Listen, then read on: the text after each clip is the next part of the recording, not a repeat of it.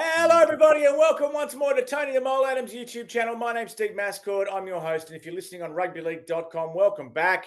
There's a fellow we talk to at least twice a week, coming loud and clear from Sydney, Tony the Mole Adams. Tony, how are you? Yeah, doing well, Steve. 4 rounds till finals time here, so it's all happening in the NRL. Now, it certainly is, and you've got in your Midweek Scoops column quite a big story. The former players at a club, the old boys, if you like, they are making a move against a current coach, and they know who they want to replace him. Please name some names, Tony. Yes, well, it's Manly we're talking about, and Anthony Seibold is one of several coaches in the NRL under siege at the moment. It looks like they're going to miss the finals, Manly, which is unacceptable for a club with their wealth and heritage, shall we say. They're used to playing finals footy. It's his third season. He's made it once. He's missed out another time. I think he's going to miss out this year. And there's a push by some former players, apparently led by Anthony Watmow, who's a famous old Sea Eagle, to get Matt Ballin in there. Now, Matt Ballin's coached as an assistant for Queensland. He's been an assistant at Manly and a couple of other clubs. So he's got the pedigree, shall we say, and he's got a pretty powerful manager in George Mimas, which is probably even more important. Yeah, that is a big story. It'll be interesting to see what happens over the next month or so regarding the Sea Eagles. Now, the last 2 weeks, we've had trainers get themselves involved in all sorts of controversy. But Michael Witt, who used to play most notably at the Warriors, also at Para, he had a story. This is not the first time this has happened. And he had a story which he maybe let slip, maybe he didn't mean to talk about on a podcast in New Zealand. Yeah, that's right. And it's very interesting. It was almost an identical situation to Jaden Campbell of the Titans. For those who didn't see it, Campbell was lining up a kick of vital importance in the game against the Panthers. And the Penrith trainer, I believe accidentally, ran right in front of him and sort of put him off. And he subsequently had to line up again and miss the kick. Well, the same thing happened to Michael Witt a few years ago.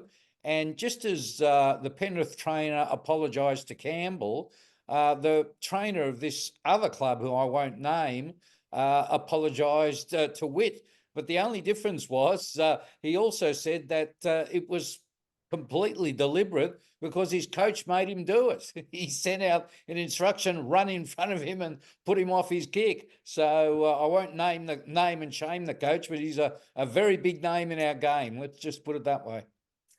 And Tony, another fellow who's been in the news a bit is Lewis Dodd at South Sydney. His time at the Bunnies is just about up. And there's been a lot of conjecture as to the circumstances around signing him, given that he was actually dropped by St Helens at one stage or a couple of times last year.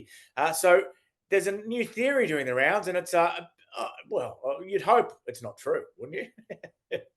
Well, it's bizarre, but we were hearing the same sort of things about Lewis Dodd before he got here, that he just wasn't all that good. And the story we're hearing is that Mikey Lewis was the player that perhaps Souths were more interested in, but maybe they got their Lewises confused. I don't know, what to say about that, but they say he's a pretty good player, this guy, eh? Yeah, Mikey Lewis is current man of steel, and I know that he's been linked with a number of Super League NRL clubs. Signed a long-term deal at Hull KR, and there's a big game on Friday night over here, probably decide the League Leaders Shield, which is the minor premiership. Wigan at home to Hull KR, and Mikey Lewis will be a key part of Hull KR winning that game if they do go on and win it, Tony. So yeah, Mikey Lewis is an absolute superstar here in Super League. Well, maybe he should be at Souths. And finally, we've got another player who you wouldn't have heard of before. He's a guy from the Warriors. He's Tongan, and he's got a big future, Tony. Yes, and I notice you leave it to me to pronounce his name, Steve. Malachi Havalata. Is that right?